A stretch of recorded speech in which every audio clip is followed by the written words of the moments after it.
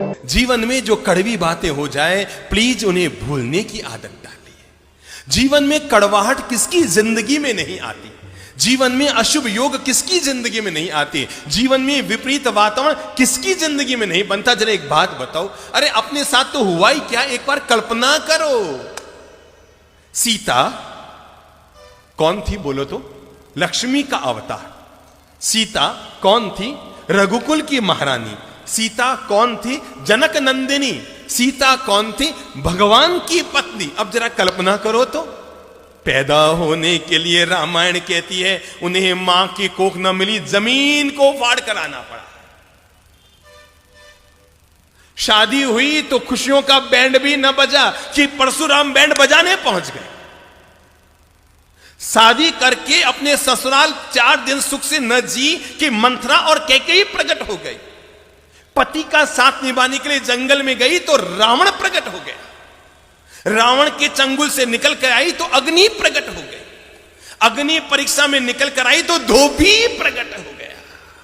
दिमाग लगाओ, दिमाग लगाओ सब लोग, हर भाई हर बहन अपनी जिंदगी को एक बार तोल लो कि अगर मुसीबतें जिसे हम जिंदगी में कहते हैं, अरे हमारी जिंदगी में मुसीबतें आई क्या है। हम में से कोई दावा नहीं कर सकता कि मैंने सीता की जिंदगी में जो मुसीबतें आई उसका 1% में मुसीबतें जिंदगी में झेली। हम में से कोई पुरुष दावा नहीं कर सकता कि जितनी साधना में तकलीफें भगवान महावीर ने उठाई उसका 1000वां हिस्सा भी हम में से किसी ने नहीं झेला, किसी ने नहीं झेला। पर जरा देखो तो सही, मां की कोख नहीं, परशुराम आ गया, कैकेयी प्रकट हो गई, रावण प्रकट हो गया, अग्नि प्रकट हो गई, धोबी प्रकट हो गया। सीता को फिर वनवास जाना पड़ा। रघुकुल की महारानी को, भगवान की पत्नी को, लक्ष्मी के अवतार को अपनी संतानों को जन्म देने के लिए किसी ऋषि के आश्रम में जाकर शरण लेनी।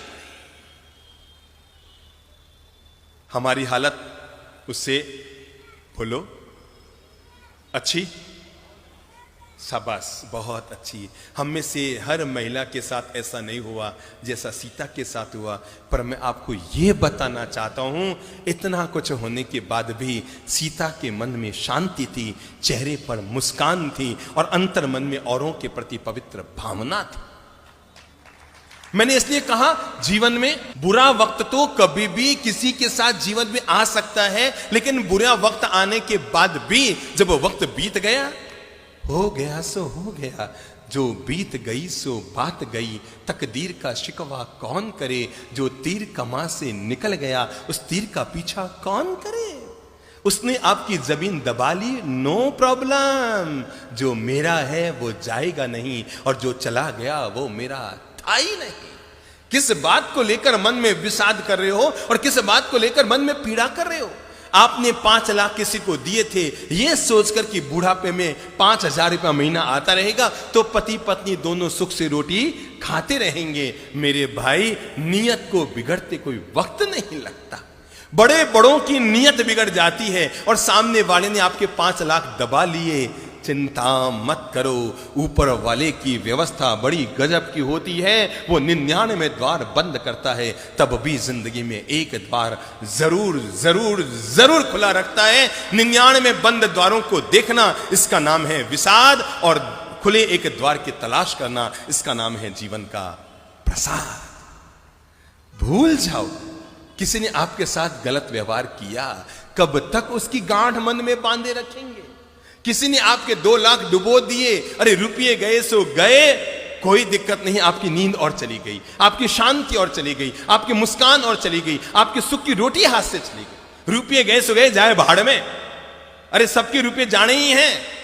आदमी जन्म लेता है ना तो लंगोट मां पहनाती, उसमें जेब नहीं होता, होता है क्या? और आदमी मरता है ना तो घर वाले कफन उड़ाते हैं, कफन में जेब नहीं होता। पर आदमी कितना मूर्ख होता है, जन्मने पर लंगोट में जेब नहीं, मरने पर कफन में जेब नहीं, और जिंदगी भर जेब जेब जेब जेब भरने में ही लगा रह जाता है। सबको छोड़ना है, सबको जाना है, छूट गया सो छूट गया, चला गया सो चला गया। जीवन का मंत्र याद रखो, जो मेरा है वो जाएगा नहीं और जो चला गया वो मेरा